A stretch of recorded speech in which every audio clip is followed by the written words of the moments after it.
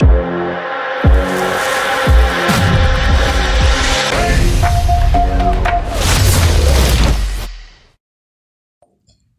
Assalamualaikum. Selamat datang ke channel Cikgu Fiz Zakaria. So, hari ini kita akan sambung untuk Sains Tahun 5 iaitu perubahan keadaan jirim dalam air. Anda dah bersedia dengan buku teks anda? Boleh buka muka surat 184. Dah bersedia? Jom kita mulakan. Objektif pembelajaran kita pada hari ini, diharap di akhir kelas nanti, murid-murid dapat menyatakan 3 keadaan jirim bagi air. Seterusnya dapat menyatakan 3 perbezaan perubahan keadaan air apabila menerima haba dan juga kehilangan haba. Dan juga dapat menyatakan 2 kepentingan kitaran air semula jadi kepada manusia. Okey, jom kita teruskan lagi. Okey, untuk topik hari ini, cikgu ingin memperkenalkan seorang watak iaitu sila lihat di sebelah. Hai semua, nama saya Ai. Jom kita belajar sama-sama tentang saya. Tahukah anda air wujud dalam 3 keadaan tau. Pertama, ais iaitu dalam bentuk pepejal. Yang kedua, air dalam bentuk cecair. Dan akhir sekali, air dalam bentuk gas. So, kawan-kawan kena ingat tau. Bagaimanakah air boleh berubah keadaan jirimnya? Okey, ada 2 sebab. Yang pertama, apabila air menerima haba daripada persekitaran. Tak kisahlah sama ada cahaya matahari, ataupun api. Seterusnya, apabila kehilangan haba ke persekitaran. Tak kisahlah sama ada air tersebut diletakkan dalam tempat yang sejuk, suhu rendah, ais dan sebagainya. Jom kita belajar lebih lanjut lagi tentang perubahan keadaan jirim air ini. Jom. Okey, jom kita perhatikan perubahan keadaan jirim air yang pertama iaitu proses pembekuan. Okey, proses pembekuan berlaku apabila air kehilangan haba ke persekitaran dan membeku menjadi ais. Okey, anda boleh perhatikan keadaan zarah jirim air apabila dalam keadaan cecair adalah kurang tersusun dan keadaannya agak jauh sedikit berbanding apabila kehilangan haba ke persekitaran dan membeku menjadi ais. Okey, zarah jirim air dalam keadaan pepejal adalah sangat rapat, tersusun dengan sangat rapat dan seragam. Okey, jom kita tengok proses perubahan keadaan jirim air yang seterusnya. Okey, proses perubahan keadaan jirim air yang kedua ialah proses peleburan. Okey, lihat situasi di atas ialah apabila ais apabila menerima haba akan bertukar menjadi air. Okey, anda boleh lihat contoh keadaan zarah dalam jirim pepejal. Okey, mula-mulanya tersusun dengan sangat rapat dan seragam. Tapi apabila menerima haba daripada persekitaran, dia akan berubah. Zarahnya akan berubah.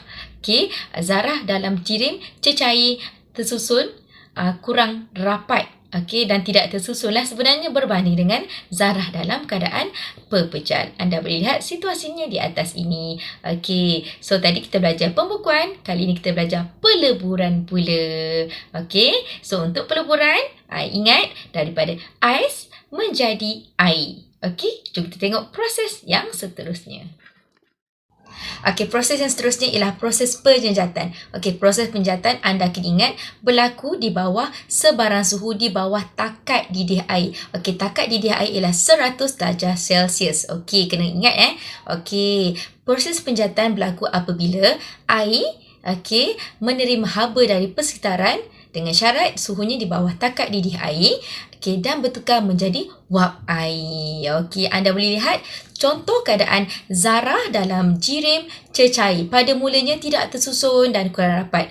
Tapi apabila menerima haba dari persekitaran, zarahnya akan menjauhi antara satu sama lain dan menjadi tidak tersusun. Okey, anda boleh lihat perbezaan zarah dalam keadaan jirim cecair dan apabila bertukar menjadi gas. Zarah tersebut akan menjauhi antara satu sama lain. Dan menjadi lagi tidak tersusun berbanding cecair. Jangan lupa proses penjahatan. Kejap lagi kita akan belajar proses pendidihan. Tolong jangan lupa proses penjahatan berlaku di bawah sebarang suhu di bawah takat didih air. Jom.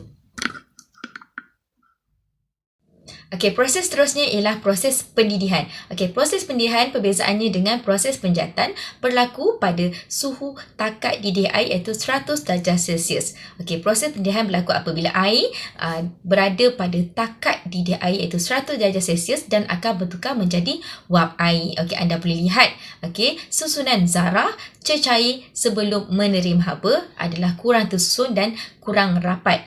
Okey, tetapi apabila menerima haba pada takat didih air 100 darjah Celsius, keadaan akan bertukar menjadi gas. Dan serum tadi akan bertukar menjadi gas dan susunan zarahnya menjadi sangat jauh. Akan menjauh antara satu sama lain dan tidak tersusun. Anda boleh bandingkan keadaan zarah dalam cair, dia tidak tersusun, kurang rapat, tetapi zarah dalam gas dia menjauhi antara satu sama lain dan lagi tidak tersusun. So cikgu harap anda dapat bezakan antara proses penyejatan yang sebelum ini dan juga proses pendidihan.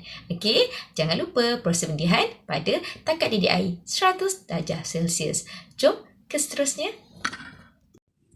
Proses yang terakhir ialah proses kondensasi. Berlaku apabila wap air kehilangan haba dan menjadi air. Anda boleh lihat keadaan zarah dalam gas. Dia akan menjauhi antara satu sama lain dan tidak tersusun. Dan apabila kehilangan haba ke persekitaran, gas tersebut akan menjadi cecair.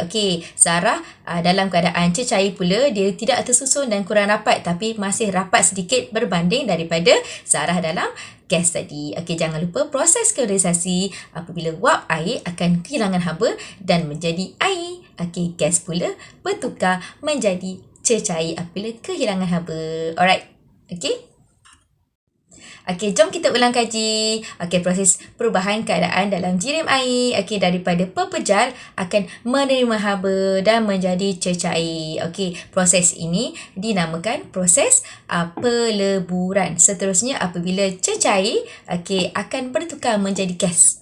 Cecair tersebut akan menerima haba daripada persekitaran, sama ada yang pertama sekali jangan lupa iaitu proses penjejatan. Suhunya hendaklah di bawah takat didih. Dan satu lagi ialah proses pendidihan di mana air akan mendidih pada takat didih air 100 darjah Celsius. Dan cecair tersebut akan bertukar menjadi gas. Seterusnya gas akan bertukar menjadi cecair apabila kehilangan haba. Proses ini namakan proses kondensasi dan cecair pula akan kehilangan haba ke persekitaran dan menjadi pepejal. Proses ini namakan proses pembekuan. Cikgu harap anak-anak semua ingat. Apakah itu kitaran air semula jadi? Jika anda lihat pada gambar yang cikgu berikan ini, anda boleh lihat pergerakan air dari permukaan bumi akan membentuk awan dan seterusnya akan turun semula ke bumi sebagai hujan. Proses ini akan berulang dan ada kepentingannya. Nak tahu? Jom tengok seterusnya. Jom kita lihat bagaimana kitaran air semula jadi berlaku. Pertama sekali, haba dari matahari akan menyebabkan proses penyejatan berlaku. Air tersejat dari permukaan bumi, iaitu daripada tanah, lautan, sungai dan tasik dan menjadi wap air. Apakah yang akan berlaku seterusnya? Anda nampak ada awan ni? Jom kita tengok apakah yang seterusnya berlaku. Wap air yang terkumpul daripada sejatan air tersebut dan akan menyejuk dan terus terkondensasi menjadi titisan air yang halus dan membentuk awan. Bila dah diserap, seterusnya akan terkondensasi menjadi awan. Seterusnya apa yang berlaku? Kita lihat ada awan warna hitam ni. Kita nampak di sini ialah ketika awan naik dengan lebih tinggi di langit, udara yang sejuk, hasil daripada titisan air yang bergabung tersebut akan menjadi lebih besar dan berat, dan akan turun kembali ke permukaan bumi sebagai hujan. Nampak geyser hujan ni. Okey. So, seterusnya, air akan diserap ke bumi dan akan mengalir semula ke dalam tasik, sungai dan lautan. Itulah bagaimana kitaran air menjadi berlaku, dan proses ini akan berulang untuk membekalkan air yang mencukupi kepada manusia. Okey, apakah kepentingan kitaran air semula? Jadi yang pertama, memastikan kuantiti air berkekalan untuk manusia di muka bumi ini. Bayangkan kalau musim kemarau, kita pun tak dapatlah air bersih tersebut untuk meneruskan hidup. Seterusnya dapat menunjukkan suhu bumi. Macam kalau tak hujan berhari-hari, kita pun rasa bahang je kan. Bila hujan sejuk je rasa. Dan akhir sekali, pastikan kita mendapat air bersih yang mencukupi. Macam sungai kan, kalau air laut pun dia kena proses dulu, betul tak? So kalau kitaran air menjadi ini berulang dan tidak berhenti, akan memberi manfaat banyak kepada manusia. Alright, cikgu harap anda boleh memahaminya. Untuk tugasan untuk topik ini, sila buka buku teks muka surat 198 nombor 5 sahaja. Sila buat dalam buku, nota dan juga buku latihan anda. Untuk anak murid cikgu, sila buat buku mesra digital, muka surat 62 dan 66 sahaja. Nanti dah siap WhatsApp cikgu ya. Tamatlah sudah kelas kita pada hari ini. Sehingga kita berjumpa lagi. Sebelum tu, jangan lupa klik subscribe di bawah jika masih berwarna merah. Kerana anda akan menjadi orang yang pertama untuk mengetahui video terbaru dari cikgu.